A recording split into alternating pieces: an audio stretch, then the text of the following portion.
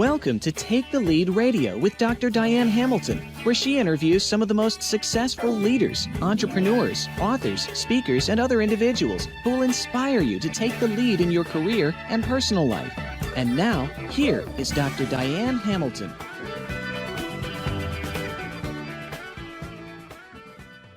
Welcome to Take the Lead Radio. This is Dr. Diane Hamilton, and I'm so glad you joined us today because our guest is Jon Pelson.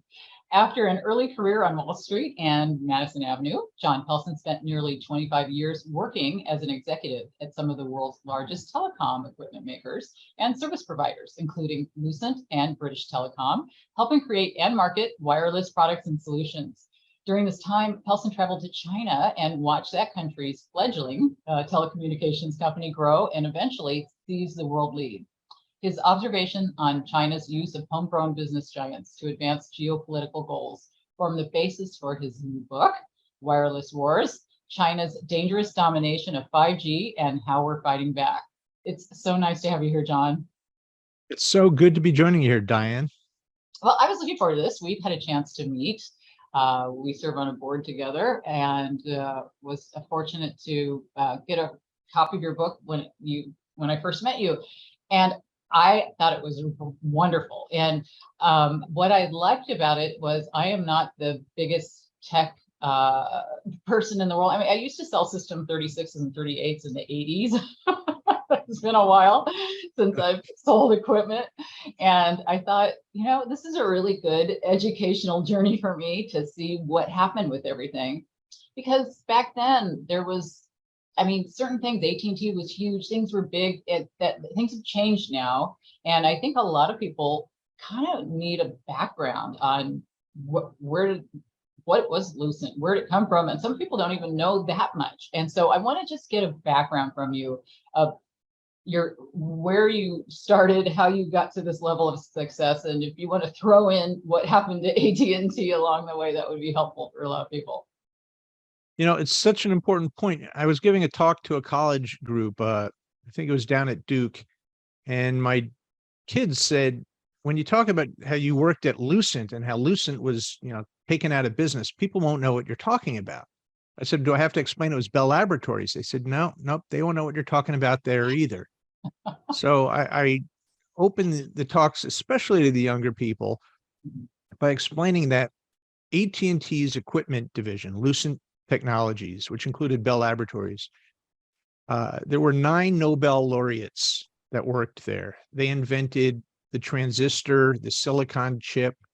Bell Labs invented radar. They invented communication satellites and lasers. They invented stereo. This was the world's greatest technology innovation company.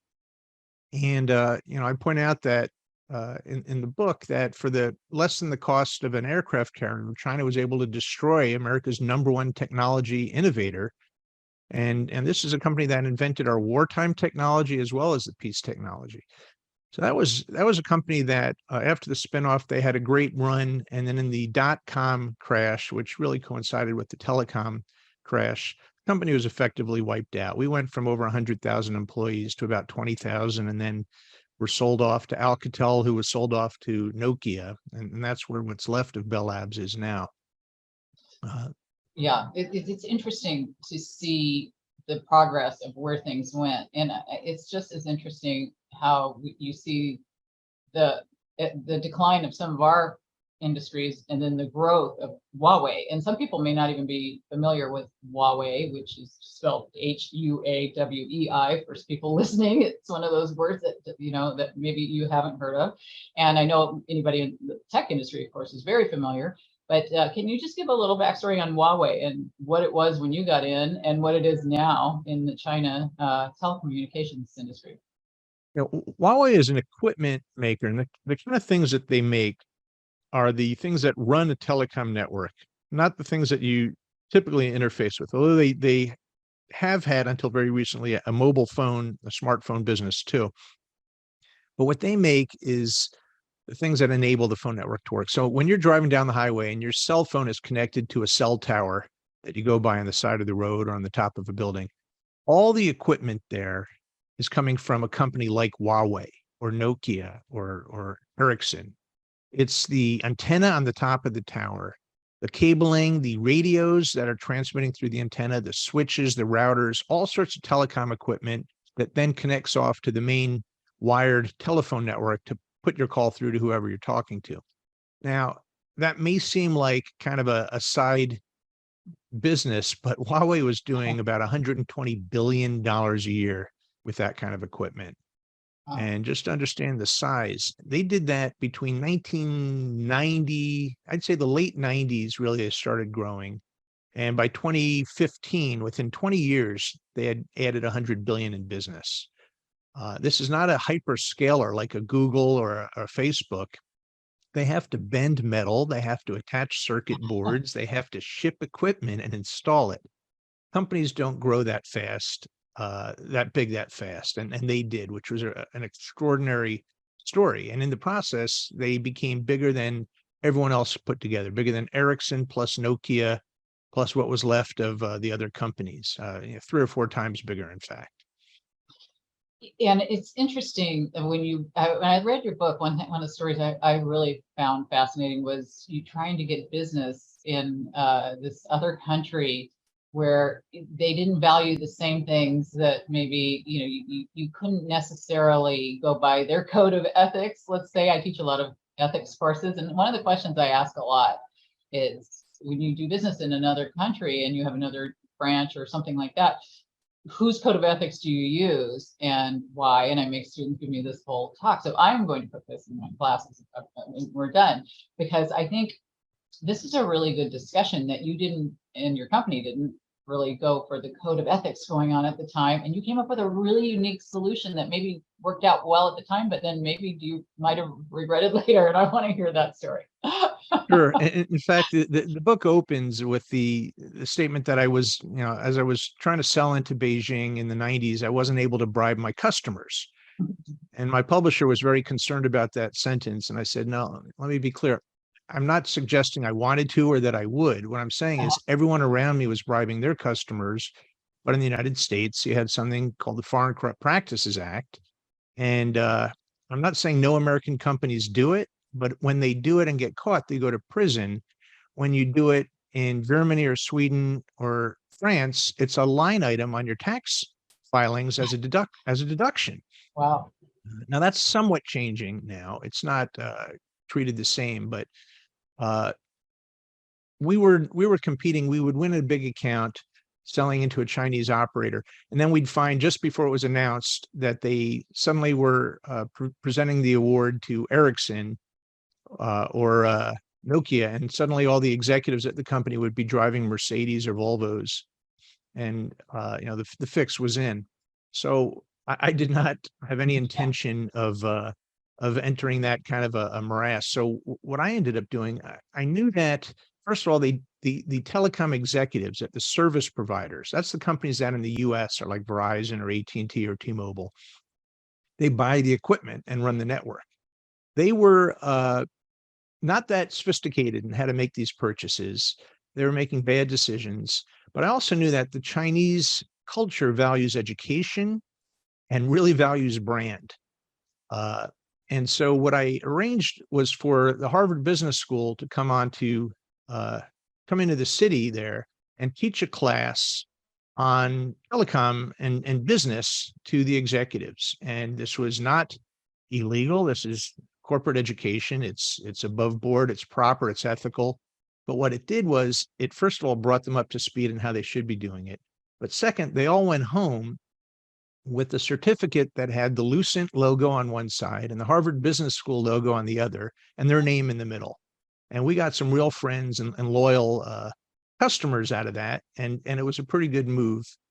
I do understand that when I moved on to another role, one of my successors decided this was all too much trouble and decided to give the corporate jet for use to any of these executives who wanted to fly their families around. And I think he may have ended up doing time or getting fired or something. I'm not sure how that one turned out. That wasn't in the book, was it? I don't remember that. No, that was not in the book. That's funny. Well, do you regret having educated people? Did they take that information and use it against you ever, any of these people? They sure did. This was In fact, one of the people I spoke with, I had met briefly back in the day, but interviewed him extensively for the book, a guy named Colin Golder. And he was the guy who taught Huawei how to do an international bid, how to respond to a request for proposal, an RFP. And he said they were green as grass, had no idea what they were doing. They had never sold anything outside of China. And I think his line to me was whoops. I showed them how to bid. They bid, it was for the Saudi Arabia contract, ironically, because Huawei just last month won a Saudi Arabia contract, finally, after 25 years. But he taught them how to do a proposal. They bid, they lost, and there's some consolation in knowing that in the following 2 decades, they would win $300 billion of other international business. I found that really fascinating because you had such a great idea. But with other countries, the way they do business, educating them probably would have still been a great idea, right? What was different about this group? Well, the funny thing is, I was in there with the same view that the politicians in power at the time, the World Trade Organization all had, which is, look, you have this liberal worldview. We're all in this together. America's a rich country, China's a poor country, and you want to get rich. And if China gets rich, that means we have more customers, means we have more sophisticated vendors to sell us good products. The assumption was we're all just trying to be better and have a higher quality of life. And I never hesitated to try and lift up our customers or even our partners in country through the joint ventures.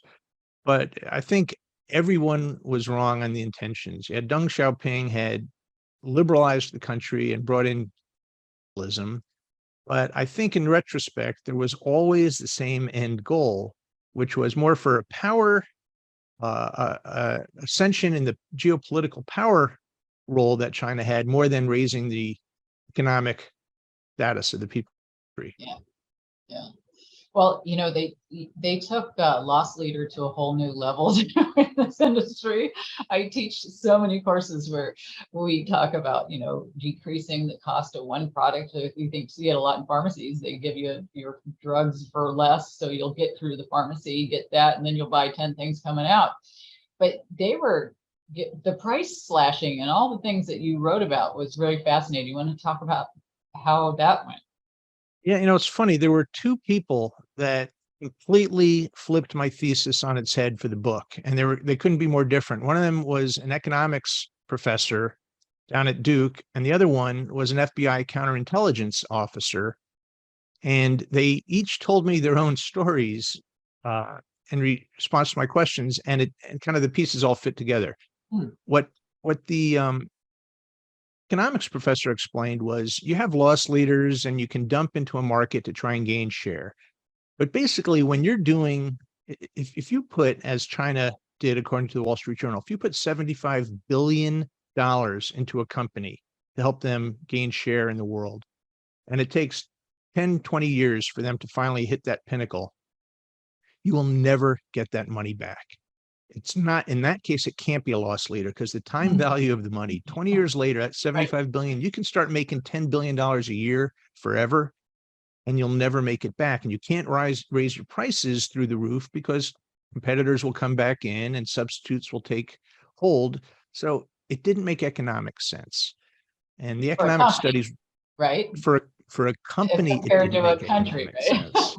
Okay. For a country, it became clear that it was the same economic logic as building a tank or a bomb. When you build a $10,000 bomb, you're not hoping to make a profit. You're hoping that it'll destroy a $10 million tank. Right. And if you lose value, but they lose more value, you win. And business would be very ugly if that's how it was done, where everyone was trying to get the other guy even poorer than they got themselves. And it was the FBI officer who started to give me insight about why in the world would a country pour more money into a company than they could ever get back. It didn't make economic sense. He explained that Huawei had deployed its cell towers in the US around all of our nuclear missile bases and Special Operations Command. That didn't make a lot of sense either. Why would you want to put in 12 towers in Dakota instead of, getting 112 in San Francisco. And it became clear this was a conflict-based business strategy. Yeah. That was really interesting to me because there's so many things that you talked about that were out of anything I would have ever considered as in terms of the 5G, for example, and where that was more military use and the higher numbers of the G. And can you explain that? Because I don't think a lot of people really know what 5G is. I remember when I went to speak for Verizon, they had me talk about Curiosity, and then they were talking about how they had to do certain things because it was very busy time because of switching to 5G, of all the legalities and all the different issues. But I think a lot of people think of 5G as faster speeds or just, cooler phone, does more things. But I didn't realize that there were these different areas of where the data went across. Can you talk about that a little bit? Sure. I can tell you first what 5G is not. 5G is not fast or 4G. Yeah. And if you look at each of the, that's not only do people think it, but the companies tell them that, and it's nonsense. It's marketing nonsense. I guess I understand why they want to do that, but it's for the consumer, it's a very different solution. So just to very briefly explain, 1G was the first analog car phones. Those went in the trunk of your car. It was high powered, barely portable. The brick hand phones were 1G. 2G was digital. That was really the only difference. And you can send a text message, although you had to type it in on your numeric keyboard on your phone. That was an old trick that old timers know.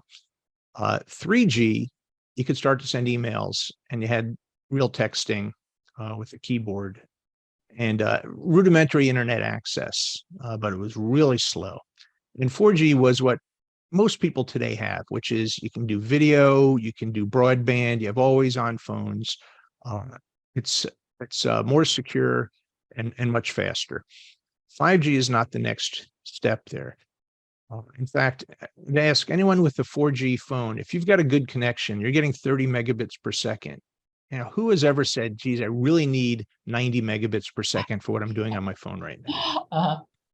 It's just not a thing. But Right. what 5G does do is it's really behind the scenes. The chairwoman of the FCC, Jessica Rosenworcel, said if we get 5G right, what people do with their mobile phones will be the least interesting thing about it. And she's correct there. So what 5G is it's, first of all, it's more secure. But what it allows is where a 4G cell site might allow perhaps 1,000 simultaneous connections to it, which in a traffic jam starts to get loaded up on the highway. 5G isn't 1,000, it might be 50,000 or 30,000. Now, where does that matter? Where it really matters is if you're in a place like a factory, where people are replacing all their wired sensors in factories and farms and ports with wireless sensors so they can reconfigure things better. And you can't really do it with Wi-Fi. It's as people know, you get interference, it drops out. It's not licensed spectrum. You can't guarantee that you're going to have a signal. Someone else could turn on a microwave oven and start jamming your signal by accident. So what 5G is it allows far, far more devices to enable this Internet of Things to really start happening, which all these interconnected devices. And it's got what's called low latency, which means when you send a signal from a device and it has to go out to the internet and then get a response, instead of taking half a second, which 4G might, it might take 100th of a second.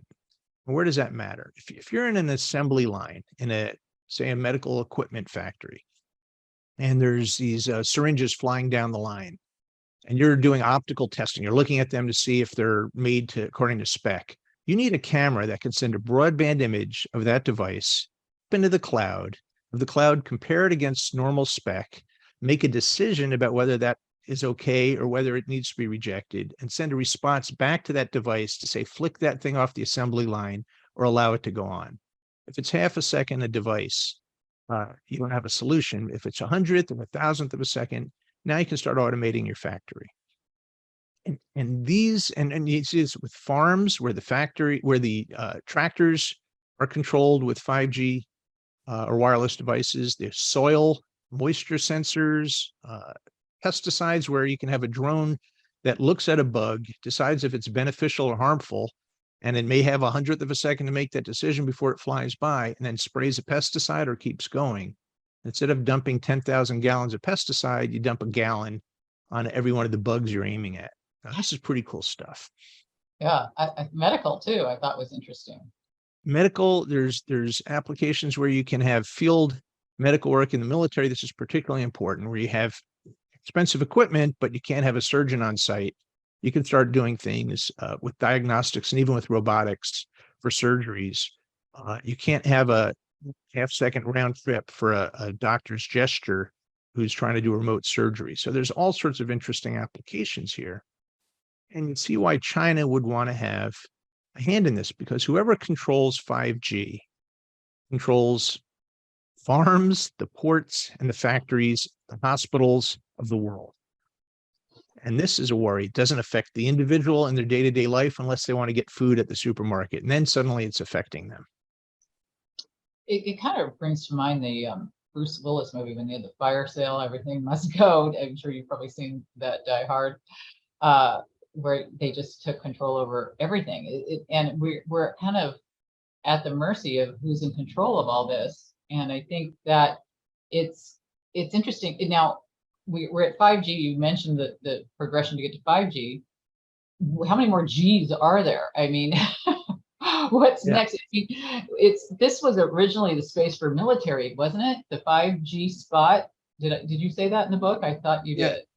Okay. There's a lot of interest by the military in 5G because autonomous vehicles, drones, and so on. You can't use Wi-Fi. You can't use 4G. It's not enough bandwidth and not enough, as I call it, twitchiness. It doesn't respond as fast. So the military cares a lot about it. I was talking with a group from Department of Commerce, and they'd said, well, is it too late for 5G? Should we be looking how we beat China on 6G? And I said, tape aside, my industry has a lot of BS in it. I said, not only is it not too late for 5G, but we're debating whether 5G is finally going to happen in 2 years or 4 or 5 years. It's not here. Forget the T-Mobile commercials.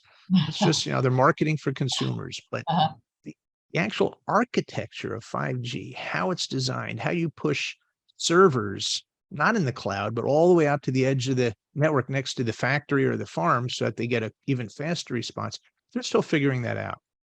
So 5G is a couple years off. I think it's 3 or 4 years off. Some experts I talked to say it's within a year or two, but it's not here yet.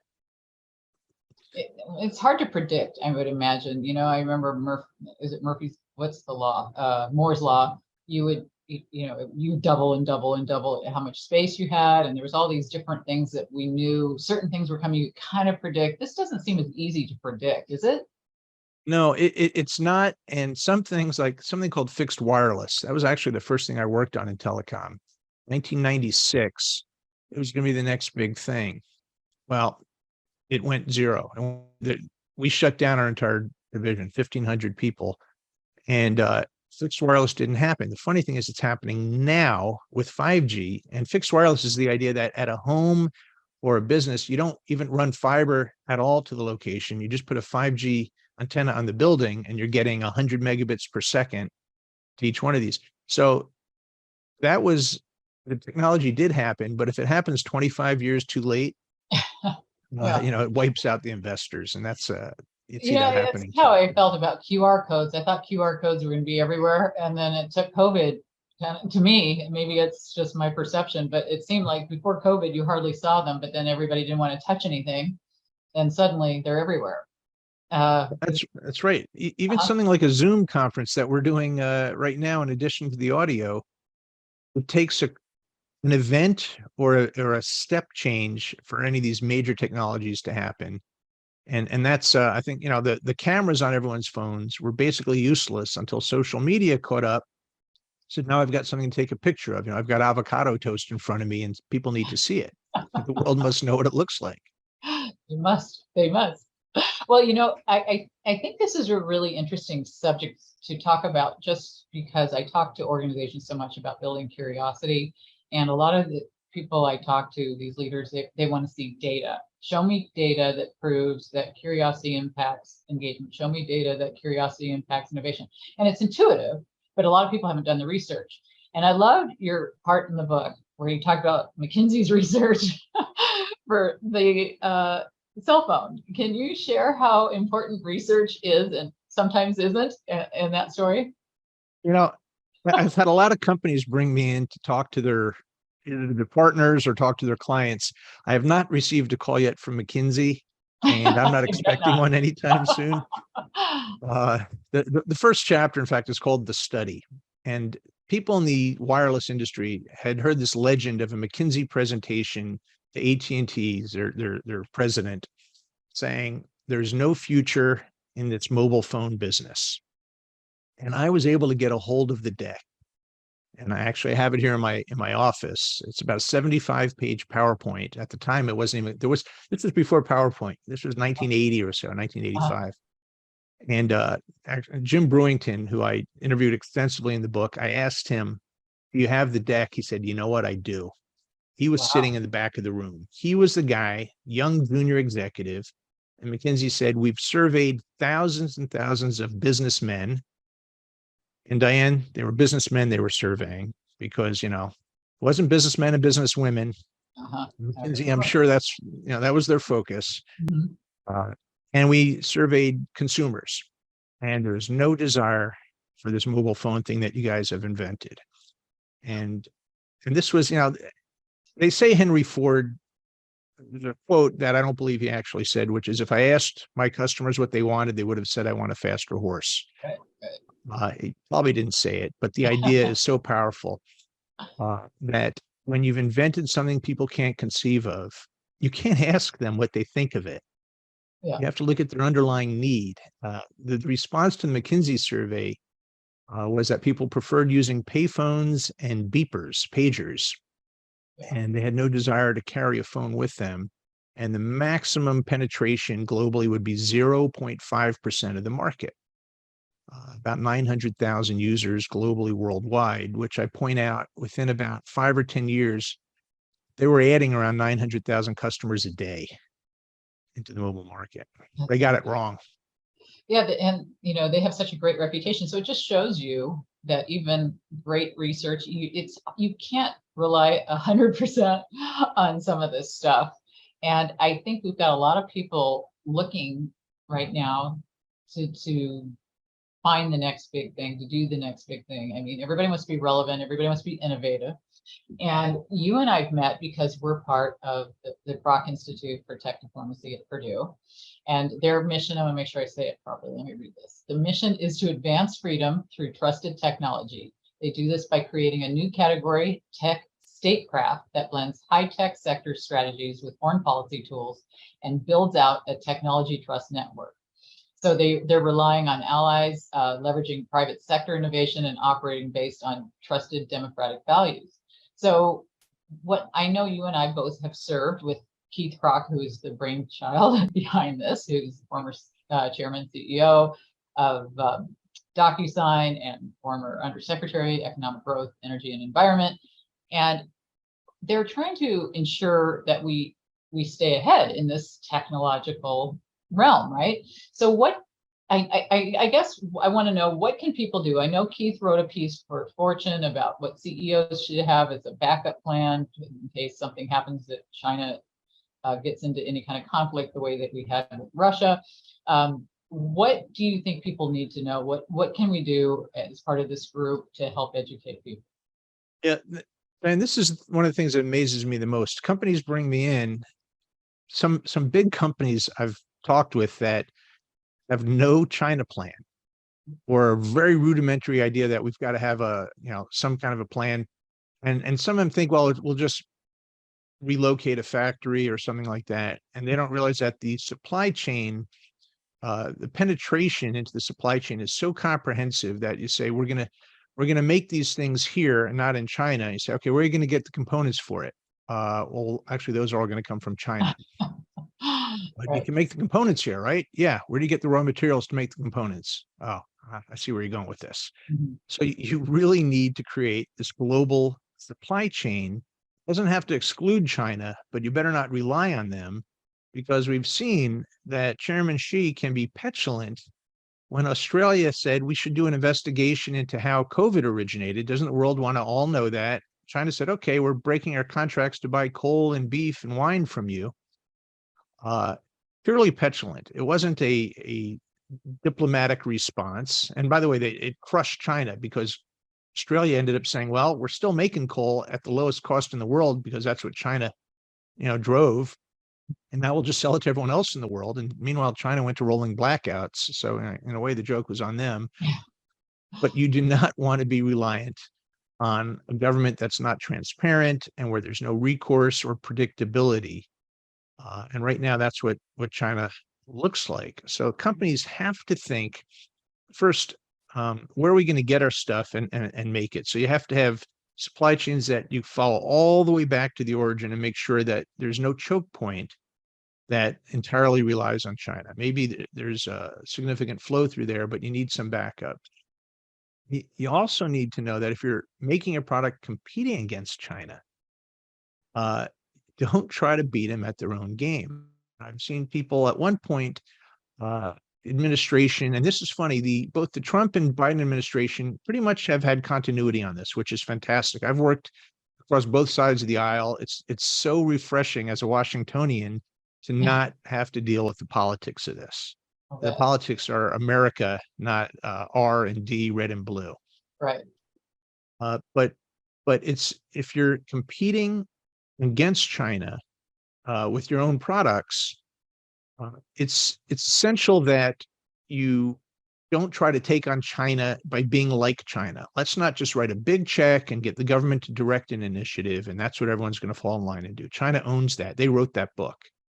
What we need to rely on is trusted networks, and this is really a key thing of Keith Krock's organization that we're both part of.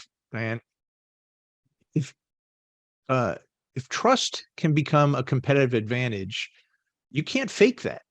China can't say, well, we'll just buy trust then. You can buy some fealty or some loyalty, but they're never going to trust you if they know that there's no recourse, there's no transparency. It's an interesting discussion to have with certain younger generations, I've noticed, when we talk about just why you need this. And I think there's some idealism that, we're going to all get this great Star Trek future and everybody's going to get along wonderfully.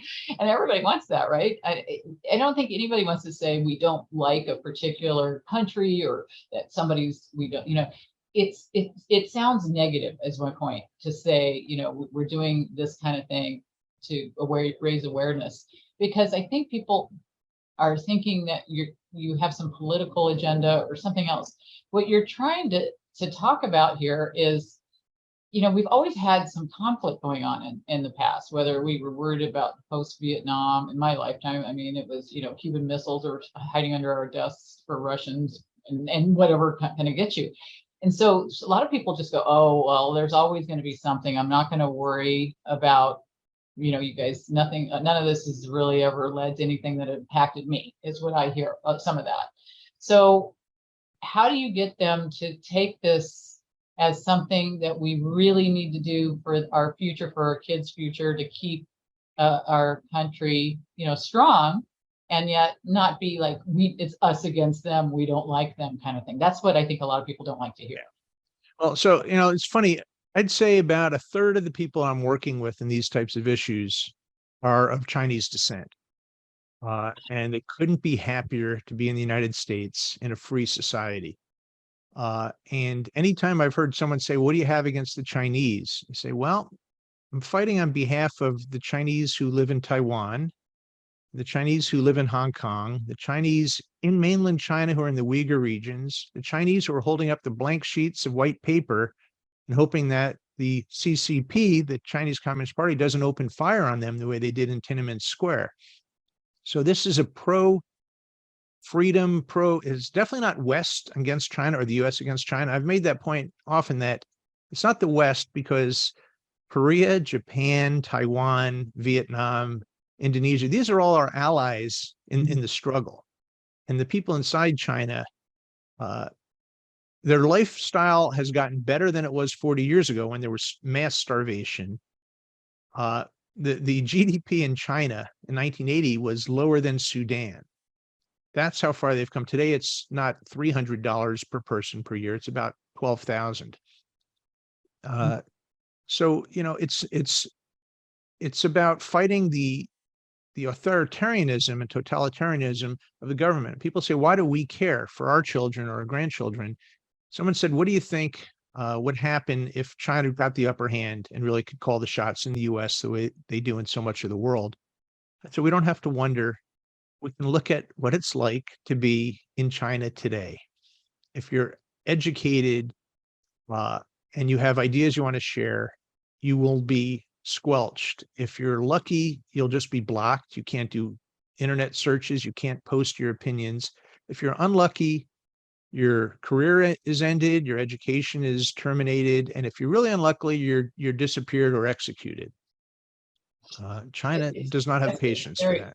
It's a scary prospect, and I think that a lot of people don't feel comfortable even talking anything negative about what's happening, because what if they end up in more power? Do you worry about that at all, that you wrote this book? I know you said I think it was in the epilogue about, you know, around that time frame that you wanted to keep it on a flash drive and not have it, you know, out there. Well, are you worried about that? Yeah, that was, you know, when I started writing the book, I was, you know, I had a fine career in telecom, but I was not an entity of interest to China. I had done work there, but I had never been based. I hadn't spent years, you know, operating the Chinese office or anything.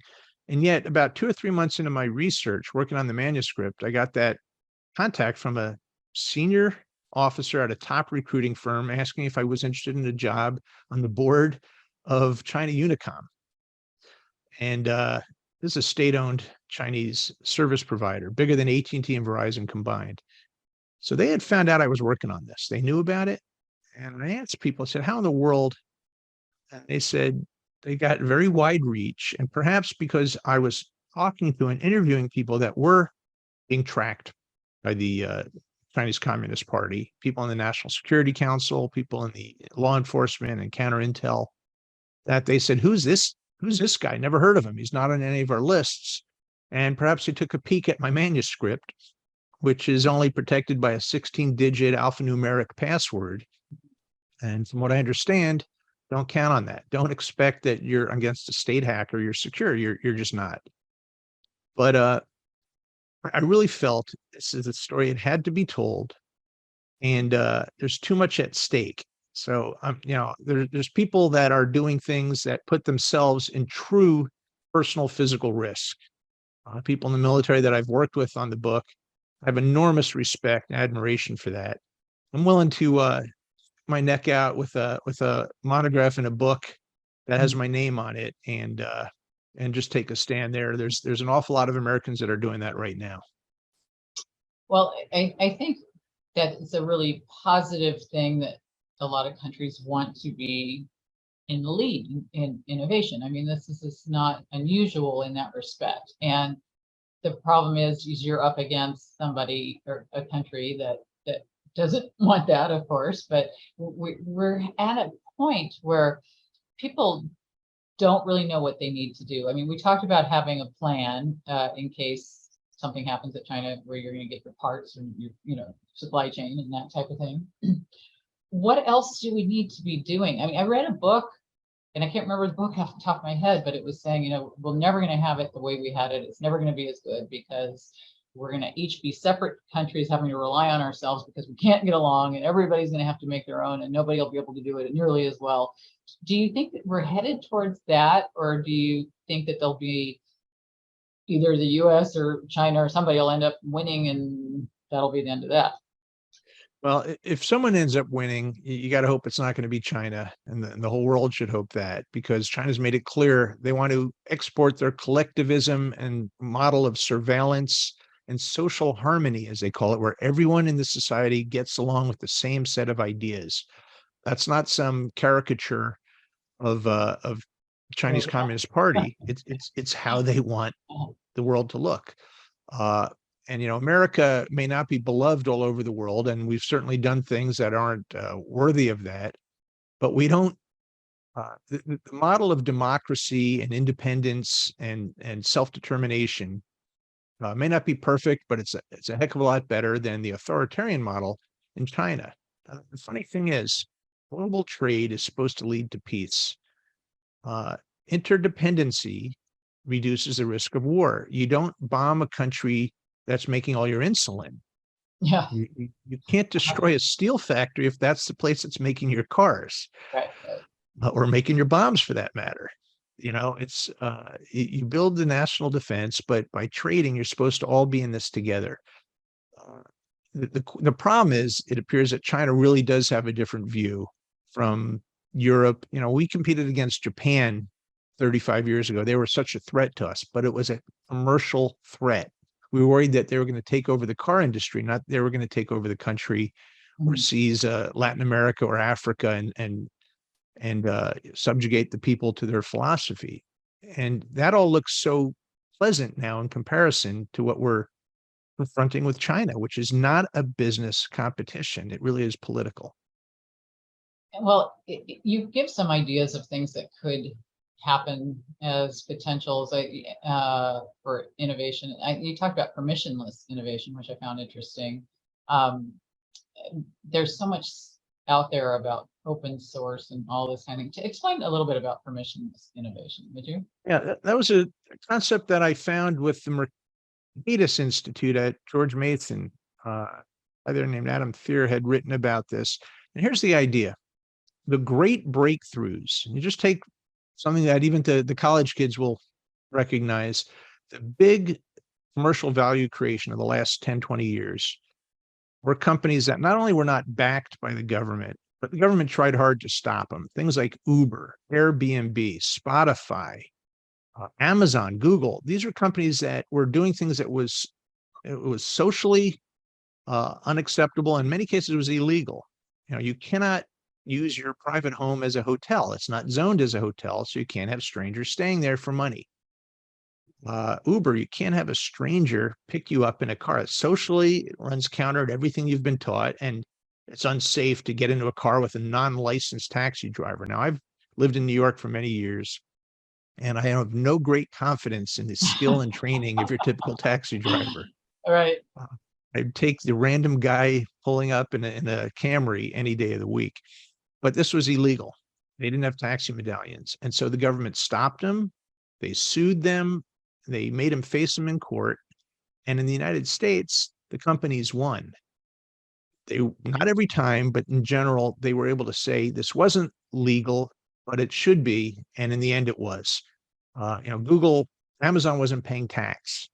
They say we don't have any base of location. For the company was built on the idea that they were selling without having to add a tax. And that some of those, you lose some and you win some, but nobody was disappeared. Nobody was executed for violating the law with their innovative company. This kind of permissionless innovation has created literally trillions of dollars of value, Diane, in just the last 10, 15 years. Almost all come out of the US. I think Spotify is the only company I just named that's not US based. And I will point out, though, and when I talked to my editor about talking about American exceptionalism, and she, I think, fell out of her chair, I said, no, most of the examples I give weren't even born in America. The exceptionalism isn't that these are Americans doing it. The thing is the system. So I had people from France, from Nigeria, from South Africa, from Japan, from Korea. These are the people that had come here and created companies because our system welcomed it and gave them the opportunity. That's the exceptional part. China cannot allow this. They cannot tell their innovators, and there's so many that are so competent in their engineering and technical community, go nuts, break the rules, do something no one's ever thought of, disrupt a venerable industry. If you did that in China, Jack Ma did that in China. And he's out golfing in Thailand now. He's lucky, by the way. He's lucky he's golfing in Thailand. And I found one CEO of a major Chinese financial services company who was arrested for illegal fundraising. He was doing things that were outside the norm. And I looked him up. arrested on January 7th, executed 2 weeks later. CEO of a big company. Well, speaking of big companies, do we have to worry about some of the big companies like TikTok? You hear a lot about them. We're taking them off phones or taking it off, different devices. Why should the average person think about that? TikTok is awesome. It's very entertaining. They've developed an algorithm that no one in the world has been able to replicate. I had a kid telling me that he said, I had a video pushed to me that I thought was hysterical. I loved it. And I looked and it had about 100 views. So there was almost nothing to go on to predict that I would love it. And yet they figured it out and they pushed it to me. This is really powerful. But as we also know,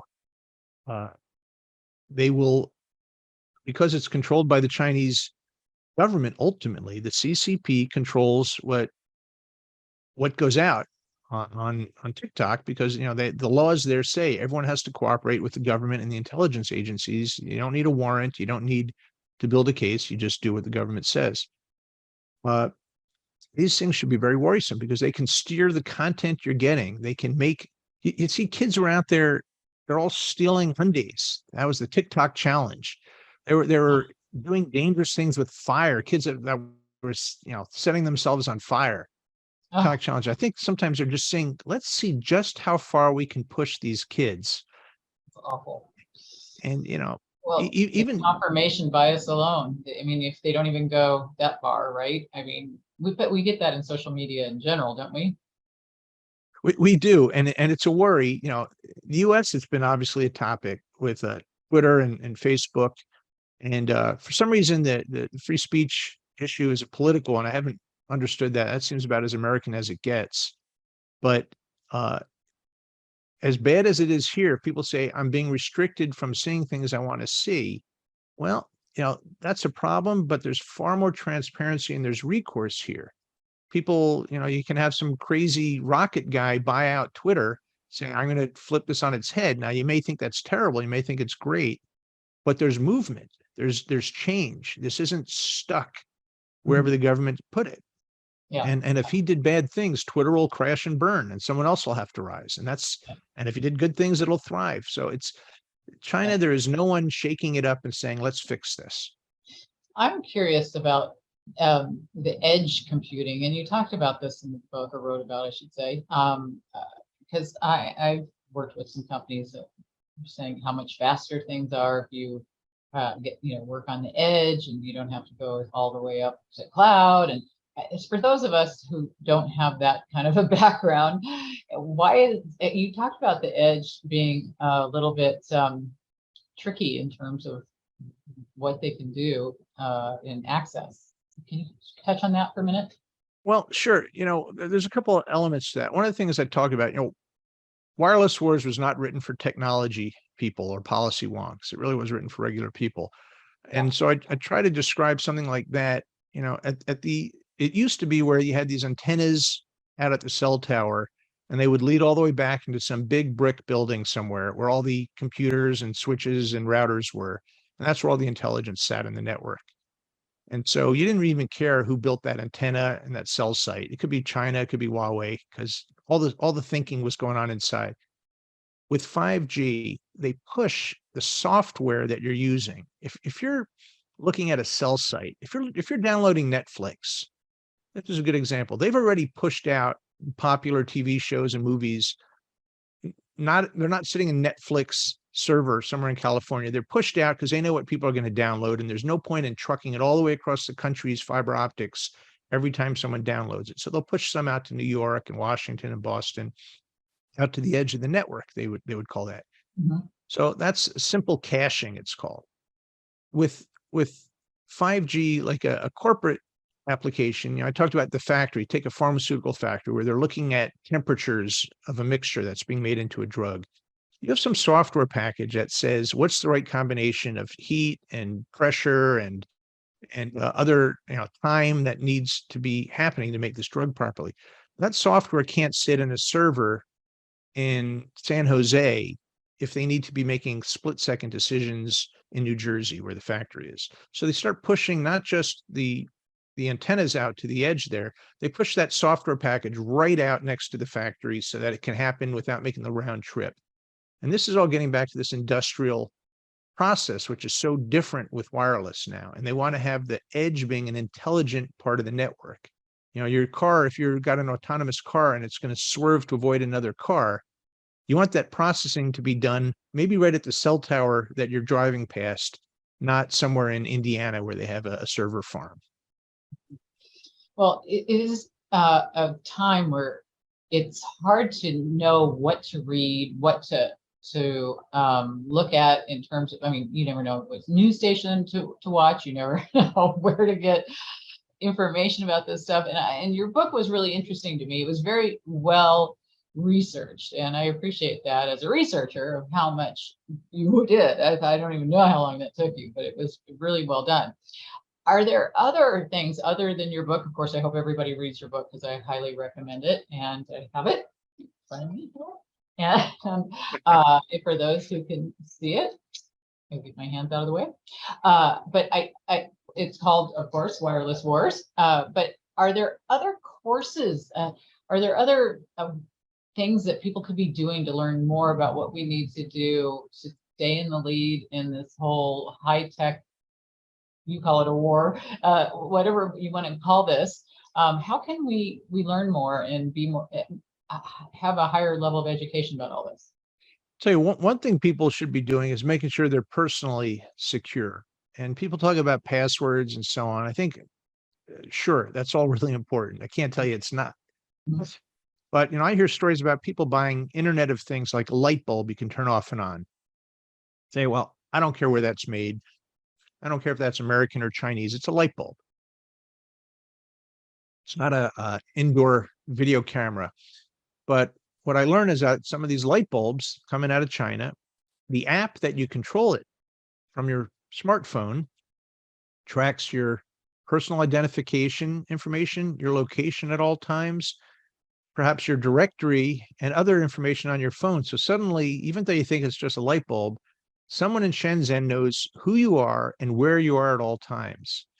And they can use artificial intelligence to say, well, you just traveled to a known drug den.